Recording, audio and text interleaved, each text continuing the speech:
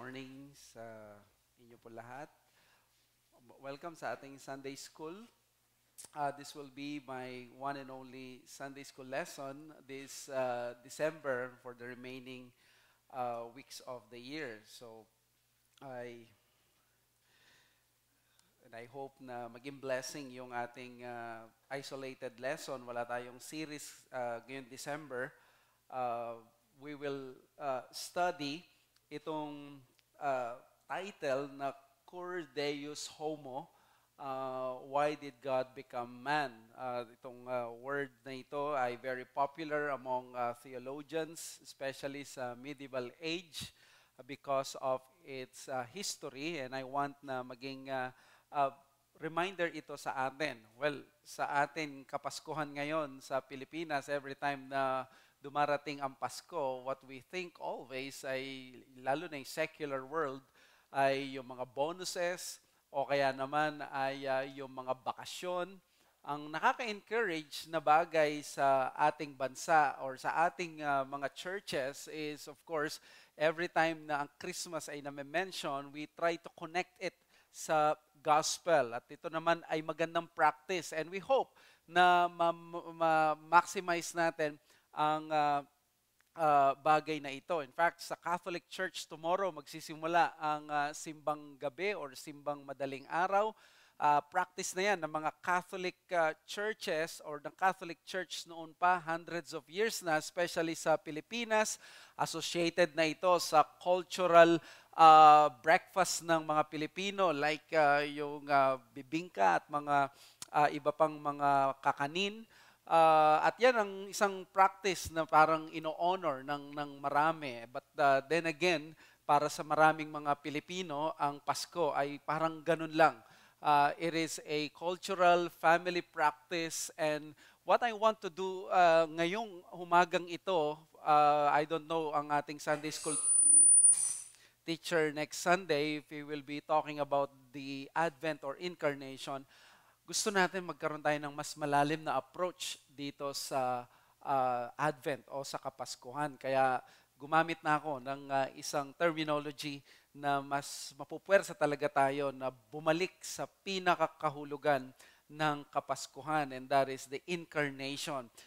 Doon sa salita ni Anselm of Canterbury, Cur Deus Homo, why God man, or why did God become man? Sa John chapter 1 verse 14, ito yung popular, ito yung famous na verse about the incarnation. And the Word of God became flesh and dwelt among us, and we have seen His glory.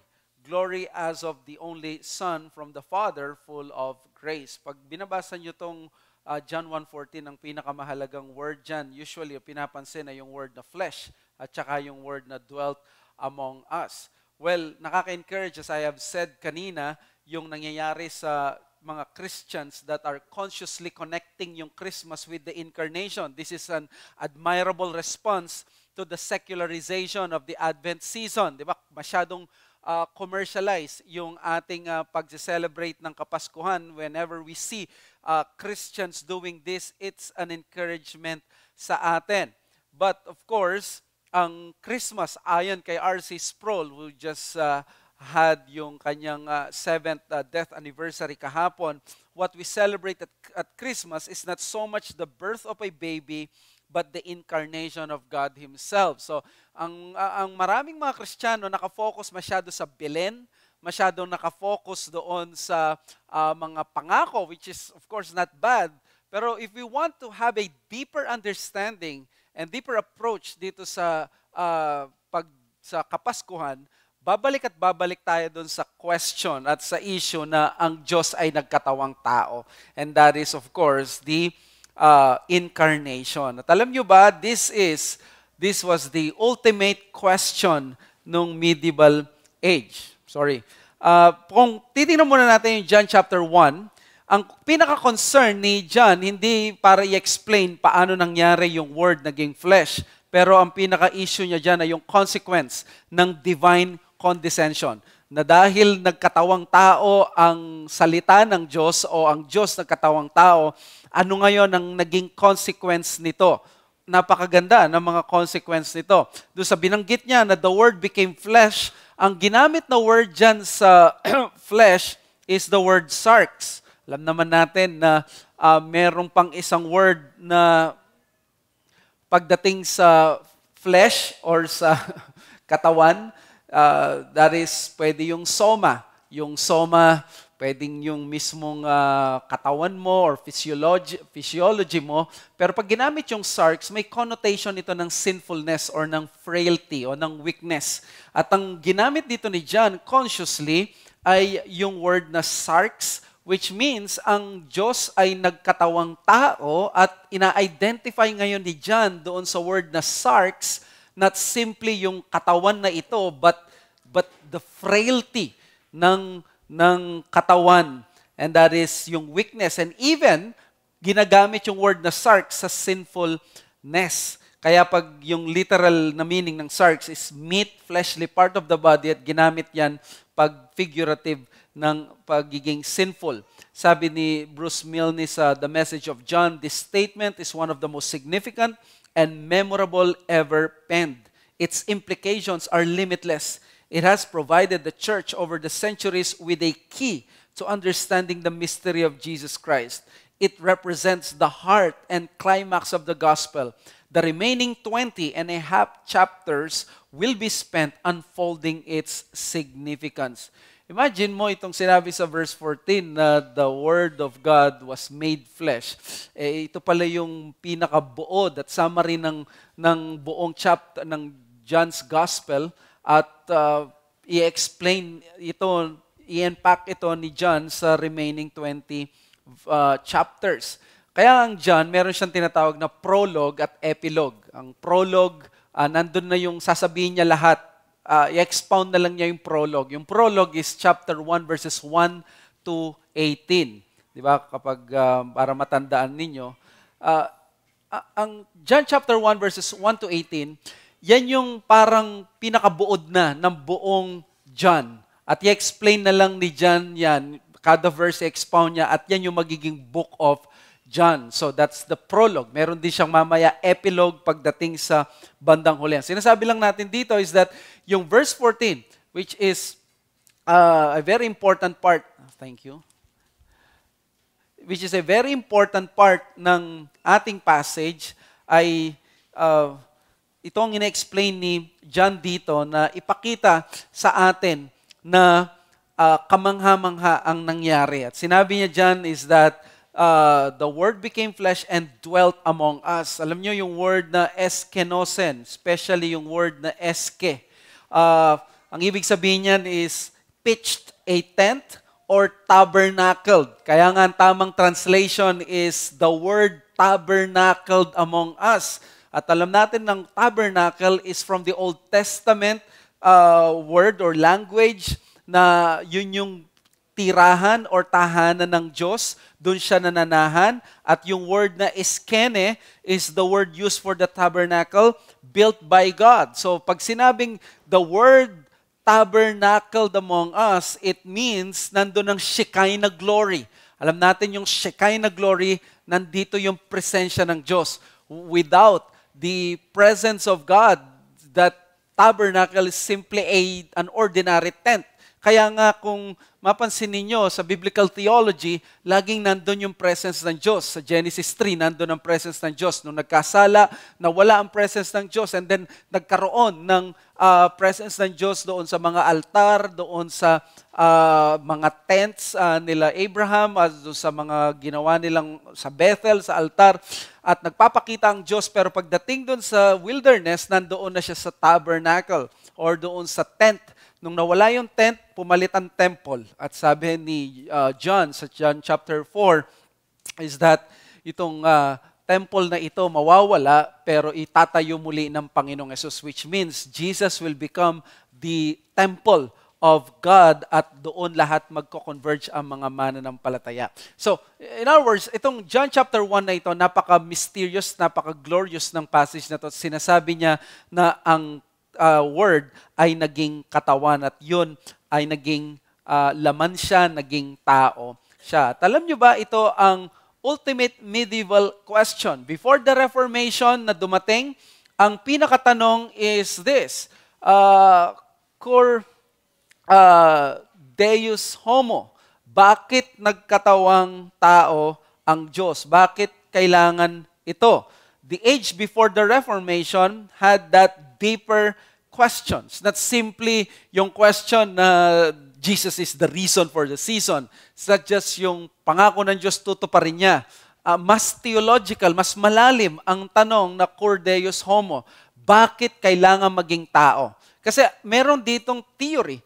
Hindi ba pwedeng palampasin na lang ng Diyos na total, alam mo, mabait ka naman, mabuti ka naman, gusto mo naman pala kaming patawarin. Bakit may kailangan pang mga magkatawang tao na ganyan, may parang circus o kailangan may event, may drama na pupuntahan siya ng mga tao. Bakit kailangan pa yan? Bakit hindi na lang mag-amanos? Di ba? Yun naman ang iniisip ng marami na tao. Well, si Anselm of Canterbury, siya ang Archbishop siya noong 1093 to 1109, siya ang naglay ng foundation for the theological understanding of the church on the doctrine of the atonement, which means ang Cor Deus Homo, it is a doctrine about the atonement, yung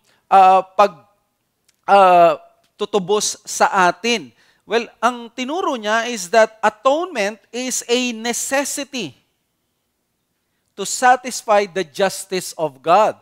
Kasi during those times, may mga tao na naniniwalang hindi naman necessary na mamatay si Kristo sa krus. May ibang paraan ng Diyos. Pero sinabi ni Anselm dito ay kailangan, necessary siya.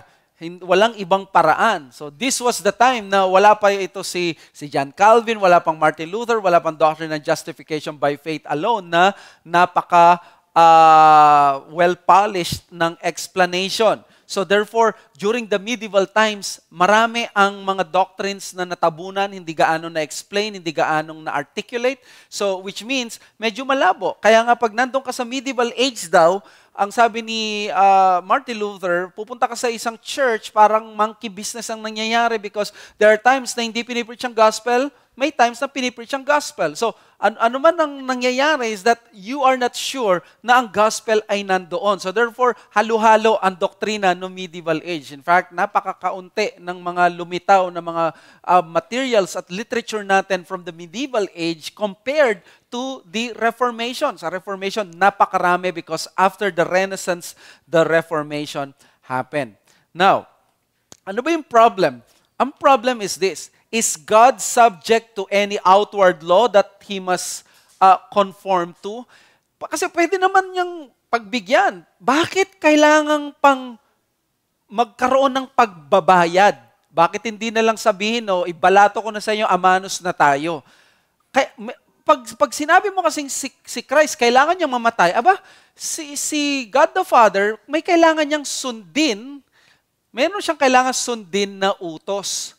Di ba? Kailangan siyang sundin na utos, kailangan siyang parang law na magpapasakop siya. And that is the problem ng maraming mga tao. Kaya pumasok yung tinatawag na ex-lex debate. Ang ex-lex yan, hindi yung nakaraan mong sinisinta, karelasyon. Yung ex-lex debate, which means ex is outside, lex is law, outside the law. Is God outside the law or is He under the law? Pag ang Diyos ba may mas mataas sa Kanya, pag sinabi mong nagpasakop siya sa isang kautusan, may mas mataas sa Kanya. Pag sinabi mo namang outside siya ng kautusan, pwedeng maging conclusion, God is lawless. In other words, wala siyang pakialam sa batas. Well, what is our answer? The answer of the conservative stream ng theologians is that God is both outside of any law and under law because He freely imposed it upon His own character that He cannot simply overlook sin.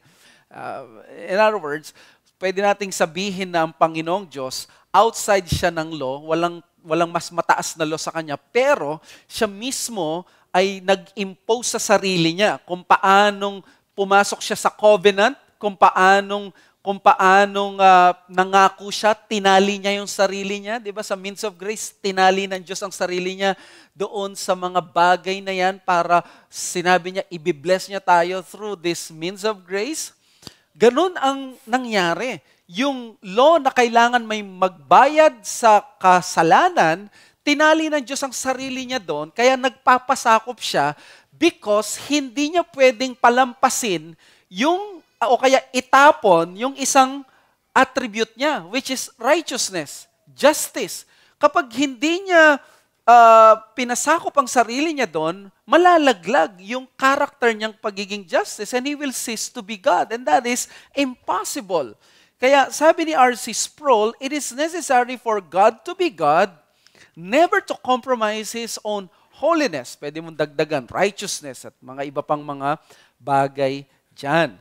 Diba? Si Sam Waldron, nung sa klase namin sa kanya, sa symbolics, in-explain niya ito at yung position niya ay yung tatlong word na yan na napakaganda at maganda na i-memorize natin ito. Ito yung position niya. Atonement is a consequent absolute necessity. Yan daw ang atonement. Consequent absolute necessity. The term consequent means that the atonement is necessary only on the condition or as a consequence of the fact that God freely chooses to save. The term absolute means that once God has chosen to save, the atonement becomes absolutely or unavoidably necessary in order to achieve His freely chosen end. The atonement is necessary because God cannot save men in any other way. So, consequent, which means, naging absolute siya dahil dinesisyon niya, nag-decide siya na ito yung mangyayari, kaya naging necessary siya. So, walang pwedeng mag-impose sa Diyos.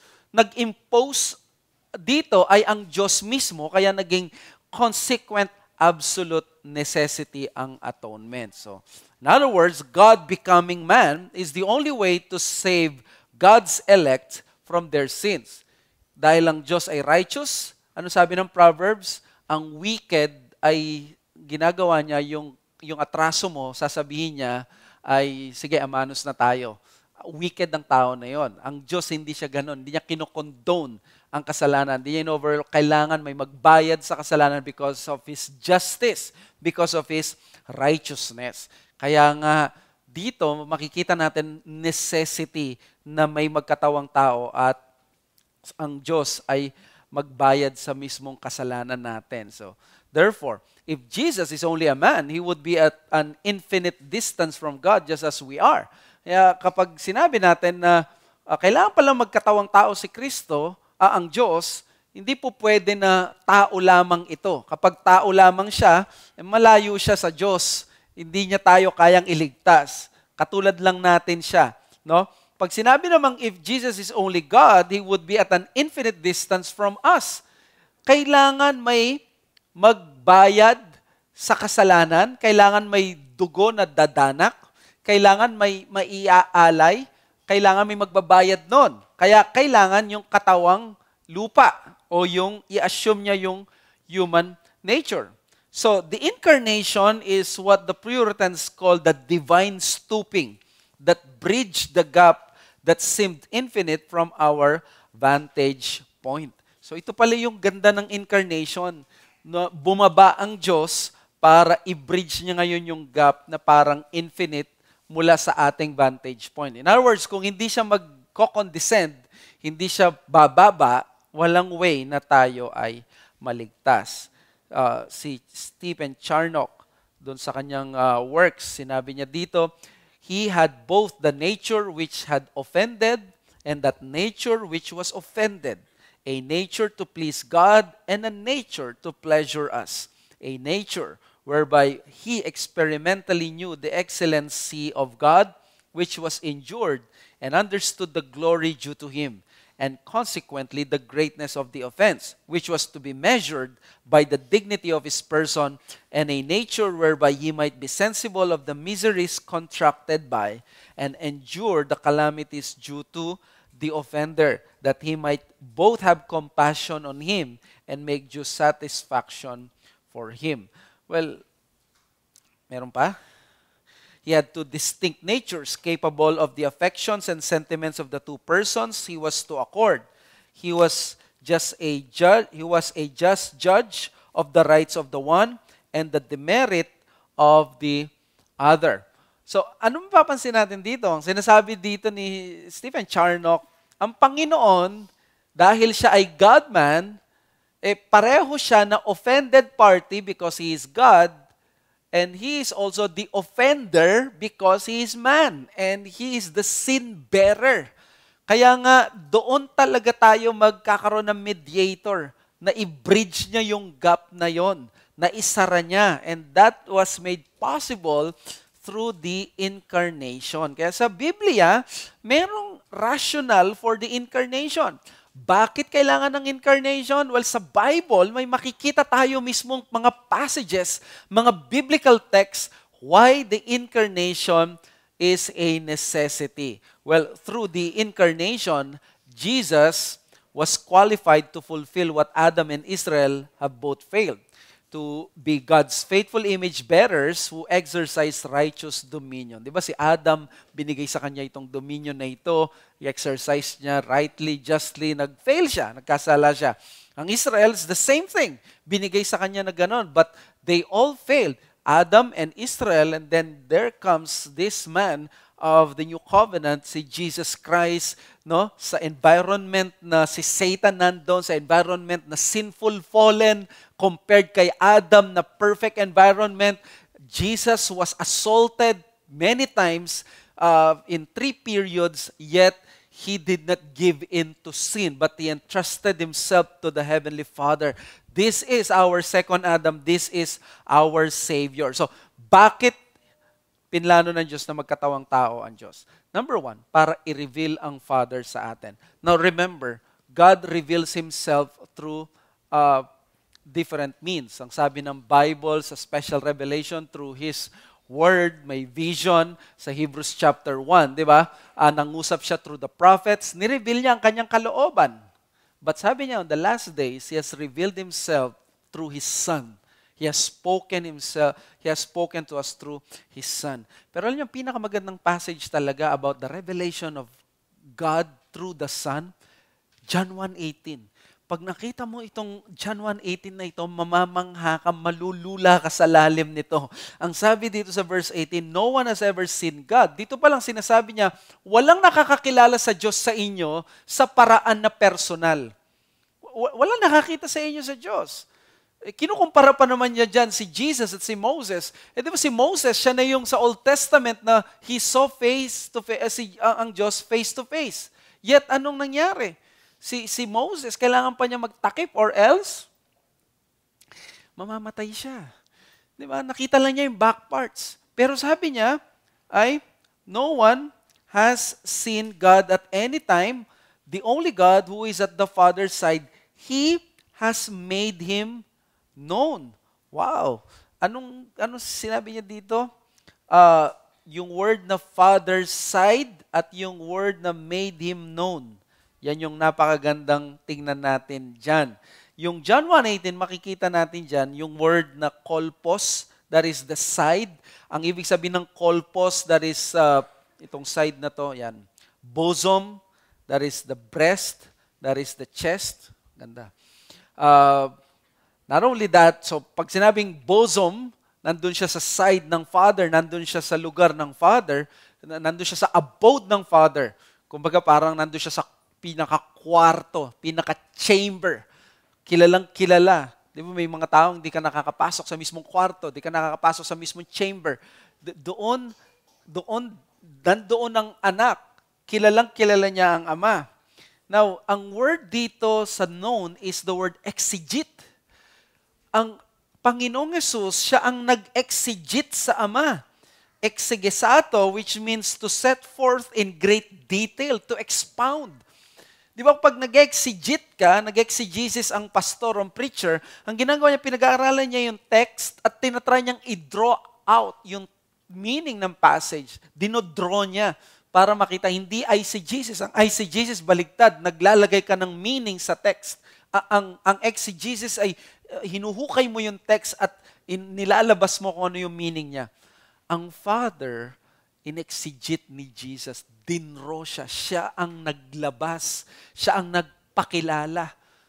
So that we can say, whatever we know about the Father, ng pinakamalalim na paraan at personal na paraan, that is always through the Lord Jesus Christ. Lahat dumaan kay Kristo.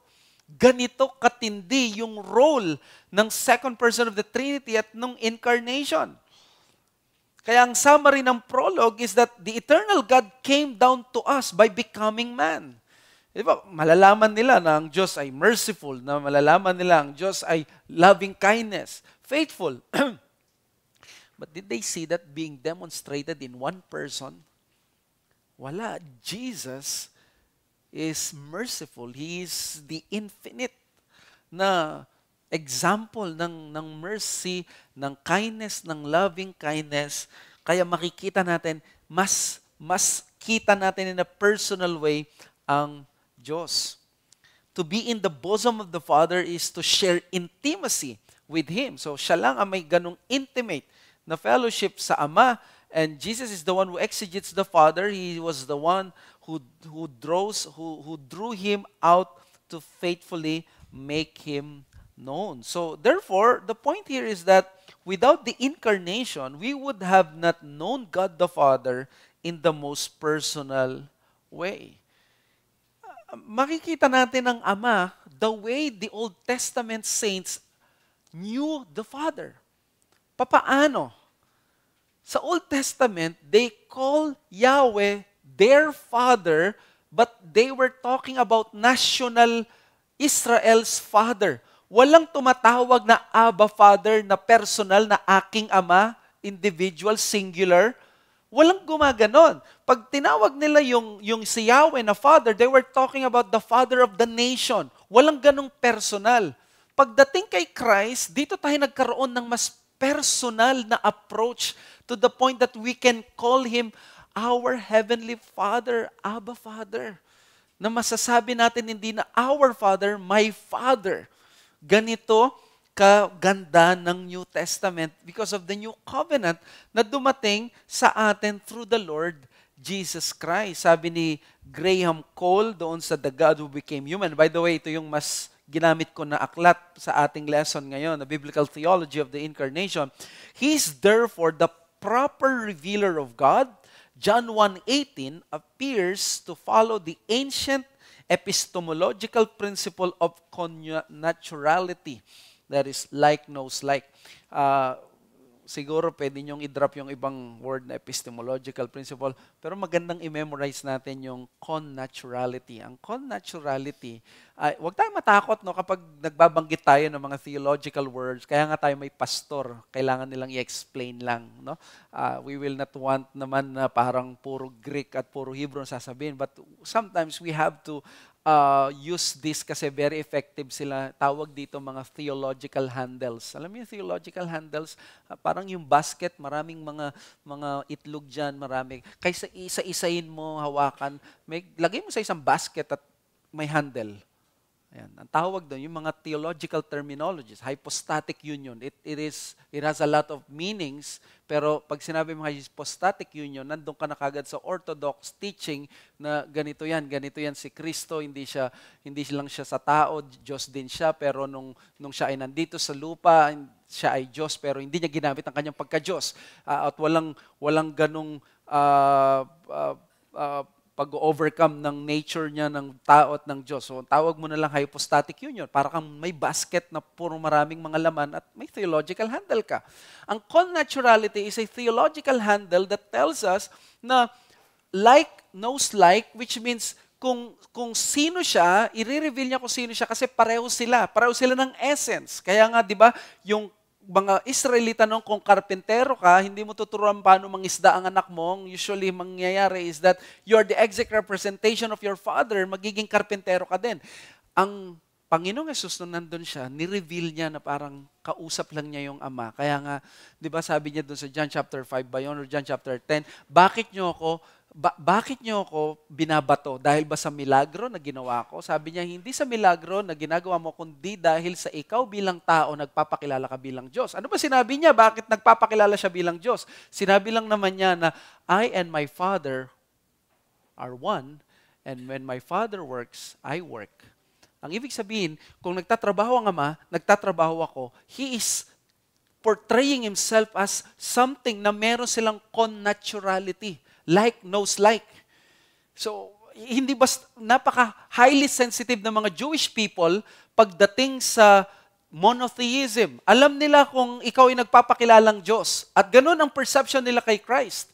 Because they are so high pagdating sa monotheism. Alam nila na si Christ ay nagpapakilala someone who knows God, the Father, very, very intimately. Now, sa John 1:50 to 51, di ba na-preach ko na ito doon sa Genesis, doon sa ladder na si Jacob, nakita niyo yung mga angels descending and ascending. Sabi dito, Jesus answered him, because I said to you, I saw you under the fig tree. Do you believe? You will see greater things than this. And he said to him, truly, truly, I say to you, you will see heaven open and the angels of God ascending and descending on the Son of Man. Ang context nito ay si Jacob. Siya yung pinili ng Diyos at ang program ng Diyos sa mundo dadaan through Jacob. Pero sabi niya nung si Jesus na hindi ganon. Sinabi niya is that makikita mo sa akin ngayon ang kalangitan magbubukas. That the angels of God ascending and ascending on the Son of Man. Which means, si Jesus ang pagmumulan ng karunungan mula sa langit. Anuman ang knowledge ng langit, dadaan lahat kay Jesus. So that pagdating sa John chapter 14, sasabihin niya, I am the way, the truth, and the life. He was not lying. Siya talaga magiging daan. Sabi ni Hans Urs von Balthasar, in the Son, therefore heaven is open to the world. He has opened the way from the one to the other and made exchange between the two possible, first and foremost, through His incarnation. And then John 14:9, Jesus said to him, have I been with you so long and you still do not know me, Philip? Whoever has seen me has seen the Father. How can you say, show us the Father? So sabi niya, bibigyan ko kayo ng mga, in my Father's house are many rooms, dadaling ko kayo doon. Pero sabi niya, show us the Father. Ang sabi ni Jesus, naghahanap ka pa ng Father, nakita mo ako, nakita mo na ang Ama. So nakita ninyo yung ganitong pananalita ng Panginoong Jesus. Kaya maganda yung sabi ni D.A. Carson sa The God Who Is There. Sabi niya, do you want to know what the character of God is like? Study Jesus. Do you want to know what the holiness of God is like? Study Jesus. Do you want to know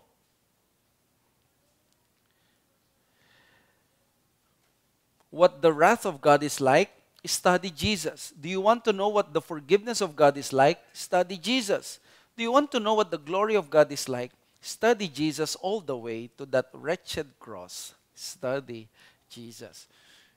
Dito mo makikita yung perfect explanation ng lahat at ng pagka-Diyos ng Diyos.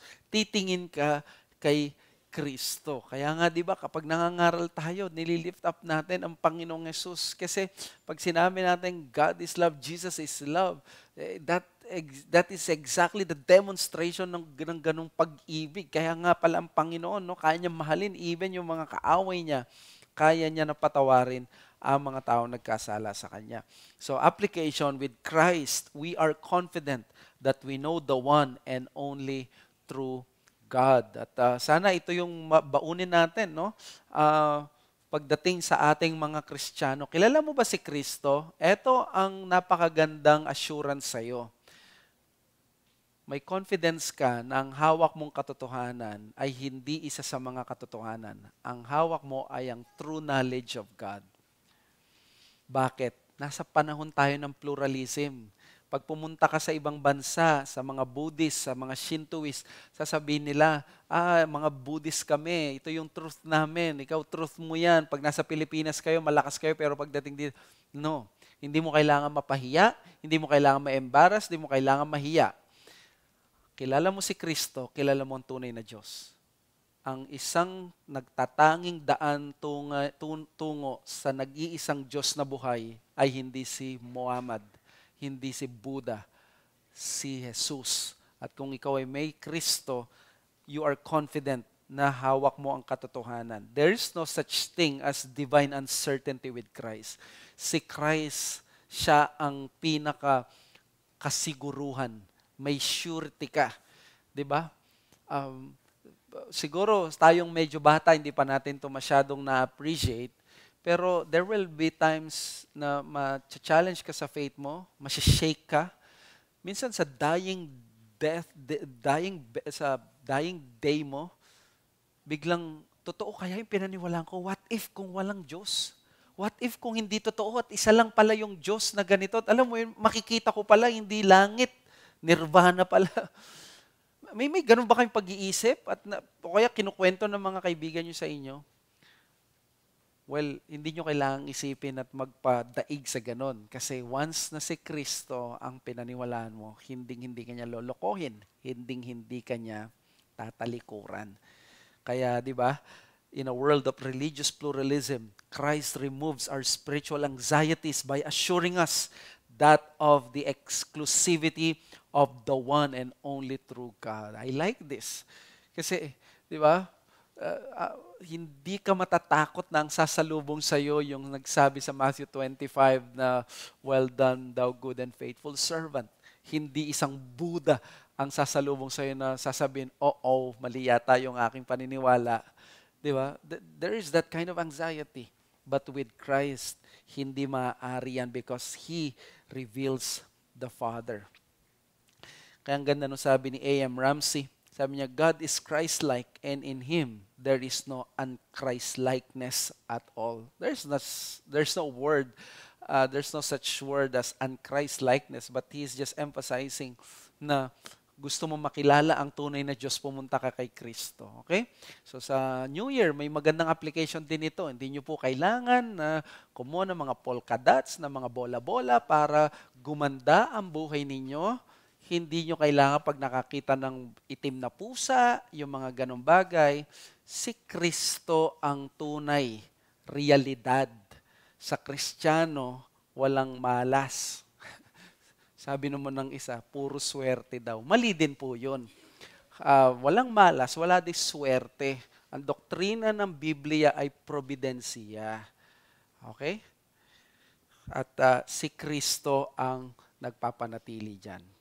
Number 2, to redeem us. Bakit nagkatawang tao ang Panginoong Hesus? Para i-redeem tayo sa ating mga kasalanan. Napakaganda nitong passage natin, no? Sa Galatians 4:5, but when the fullness of time had come, God sent forth His Son, born of woman, born under the law, to redeem those who were under the law, so that we might receive adoptions as sons. So, Paul used a biblical terminology to describe their salvation. That is the word redemption. Alam nyo, ang word na redemption na ito, pinag-uusapan to sa Bible school eh. Meron itong background both from the Old Testament at sa New Testament. Pag tinignan natin siya sa Old Testament, ang background nito ay Israel. Ang pwede nating sabihin dito, judicial, objective ito. Objective, ang ibig sabihin, hindi yung nararamdaman or nararanasan. Kasi pag sinabing redeem, i-redeem ka bilang slave at magiging pag-aari ka, kailangan ng judicial power. In other words, legal. So, yun yung ibig niya sabihin dito, legal. At naniniwala ako sa New Testament, ang pinaka-context ng New Testament ay hindi laging Romans or Greek, kundi Jewish because the writers are Jewish. Bakit? Kasi kapag sinabi mong redeem, sa New Testament, ang background nito is slave market, which is commercial. Ang commercial is, di ba, redemption booth. Redemption booth, magbigay ka lang ng pera ganito, transactional. Hindi siya actually legal. At ito yung pinagdedebatihan ng maraming mga theologians. Naniniwala ako, kung pipiliin mo yung isa lang sa dalawa na yan, pupunta ako dito sa objective legal kasi ang mga nagsulat, mga Jewish people. Hindi mo gugustuhin na maging commercial ang pananaw mo sa pagre-redeem sa'yo. Pero sabi dito ng author is pareho ito na concept na tinatanggap ng redemption ng New Testament. Sorry.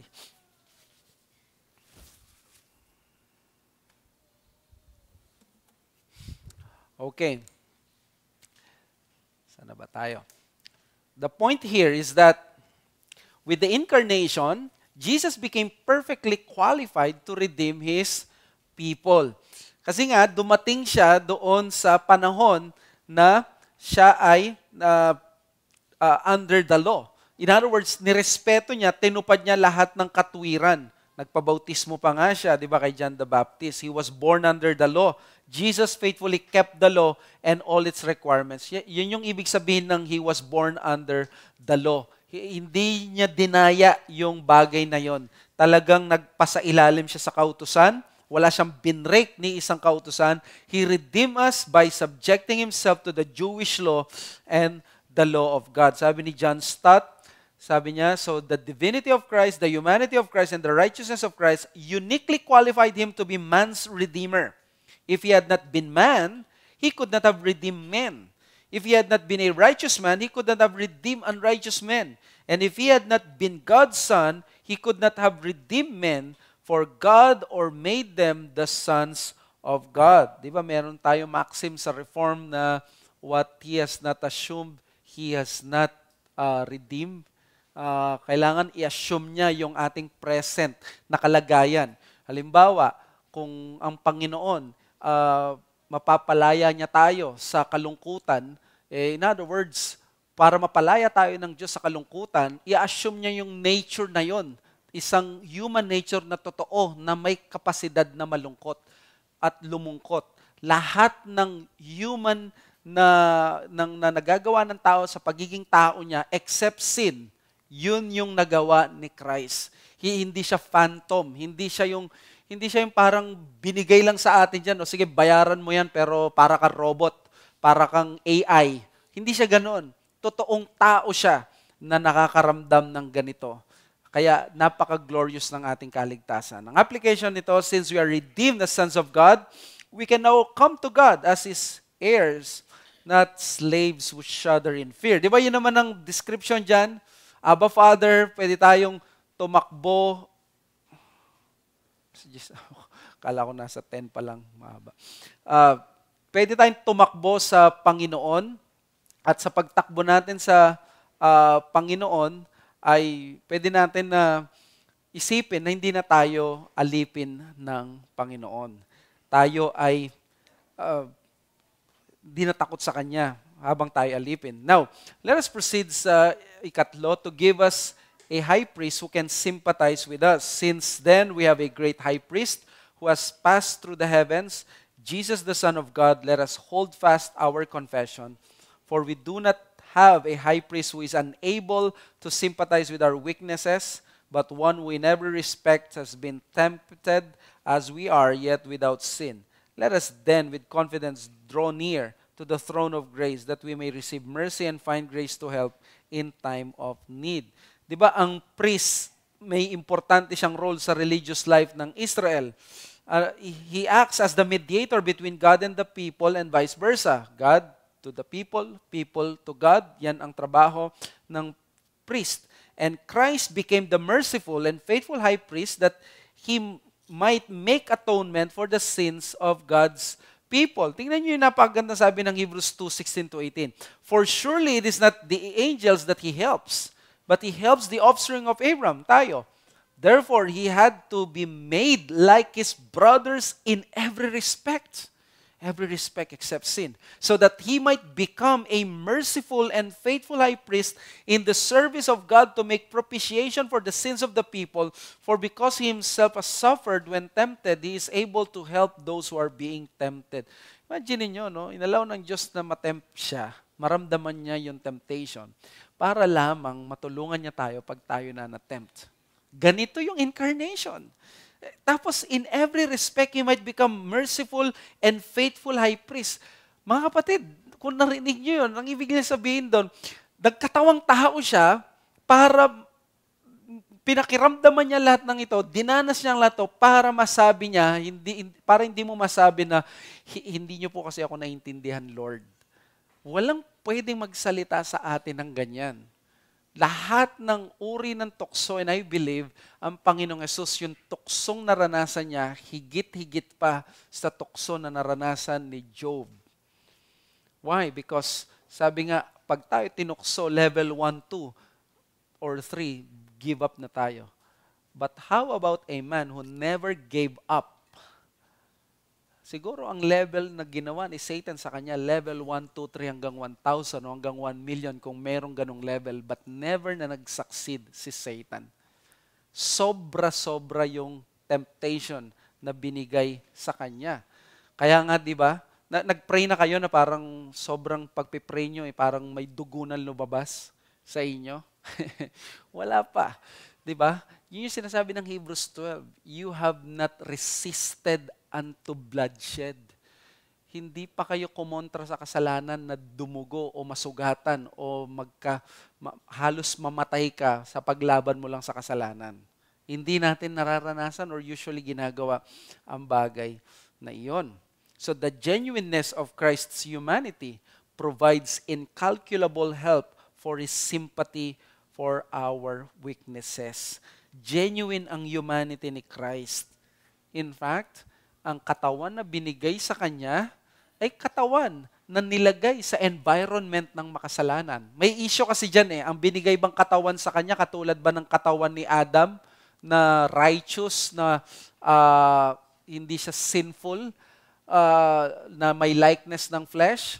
Or may sinful likeness ng flesh na sabi sa Romans 8:3. May likeness ng sinful flesh, sabi ng Romans 8:3. Debate yan. Pero, whether anuman ang paniwala mo dyan, ang gustong i-emphasize ng incarnation, naging genuine ang humanity ng Panginoong Yesus. Para makasimpatya siya sa iyong kahinaan. Wow, napakaganda. No? Compared to the priests of the Old Testament, si Jesus unblemished. Di ba, mga priest, tayo sila ng tayo. Ang mga priests, hindi sila makaupo. Pero Jesus, when He offered Himself, anong sabi? He sat down. Sabi ni Brian Chappell, may isang article of furniture sa temple na hindi mo makikita. Walang chair sa temple. Walang upuan. Walang uupo because the sacrifice is always never ending. It is not always finished. Walang uupo na priest doon. Nakatayo lahat sila. But when this Jesus offered Himself, ang sabi ng Bible, He sat down. Tapos. Finish. Praise God. The priests in Israel had earthly limitation. Jesus' priesthood is permanent. Melchizedek yan. At imagine mo mga priest, no? Naglilid sila ng mga tao, pero sila, kailangan din nilang humingi ng kapatawaran ng kasalanan nila. Ang Panginoong Yesus hindi ganon. So, salamat sa Diyos. Let me apply this. Let the incarnation shape and move us to approach to the throne of grace to find help in time of our need. Isn't it? Ito yung explanation at application ng Hebrews 4. Ang Hebrews 4:16 is so that you might have grace to help in time of your need. Ang incarnation, it should shape and move us na lumapit tayo sa trono ng biyaya ng Diyos. Di ba minsan parang tingin natin sa Diyos nonchalant, o kaya naman apathetic, walang pakialam, o kaya naman nasanay na siya, wala naman nangyayari. Pero kung isi-shape natin ang pananaw natin according sa scriptures, ang Panginoon mas sympathetic siya kaysa sa sino mang taong makikilala mo. Di ba? Ano sabi ng Isaiah na pinanggalingan ng book ni Richard Sibbes na binasa ni Martin Lloyd Jones, at sabi ni Martin Lloyd Jones nung panahon na nagbe-burnout siya, yun ang nag-encourage sa kanya, the bruised reed. Hindi daw niya babaliin yung bruised reed, and he will not quench a smoldering wick. Yung papatay-patay na, malapit na mamatay at ano bang tawag doon sa Tagalog? Yung mitya, parang andap-andap. Pamapatay na, paandap-andap na. Hindi niya papatayin yun. Pag nakita ka niya sugatan na ganun, hindi ka niya lalo susugatan. Pag nakita niya malapit ka na mabali, hindi ka niya i-break. Ganun ang ating Savior. At nakita dapat natin yan nung nagkaroon ng incarnation. Ayoko lang banggitin ng word na ito, pero isa ito sa definition at kahulugan ng word na flesh. Marupok. Marupok. Naging marupok in a sense. Okay, let me just qualify it. Baka ma-declare akong heretic. In a sense, pinasok ng Diyos yung karupukan para maramdaman niya tayo at maramdaman din natin siya. So, always have that. I will end dito sa sinabi ni Cole, if there had been no incarnation, there would have no one qualified to serve humankind. As Leon Morris says, the nature of the work Jesus came to accomplish as high priest demanded the incarnation. So let me conclude by saying boldness in prayer should be one of the sanctifying effects of the incarnation. Parang ang layo, no? Boldness in prayer, but that's it. Incarnation. Naintindihan tayo ng Diyos. So therefore, we should be bold sa paglapit sa Kanya sa throne of grace. Any question? Pwede kayo magtanong doon sa hindi ko na-cover. Baka may tanong kay Aquinas.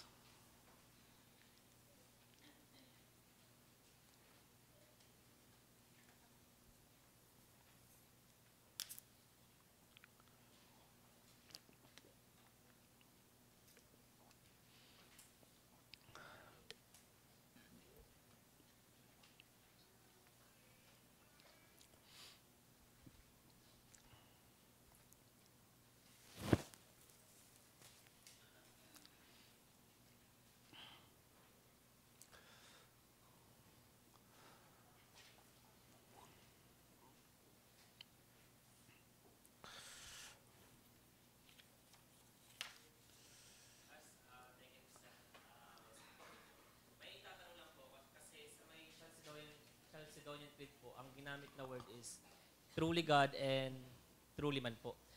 Gusto ko lang po malaman yung explanation po galing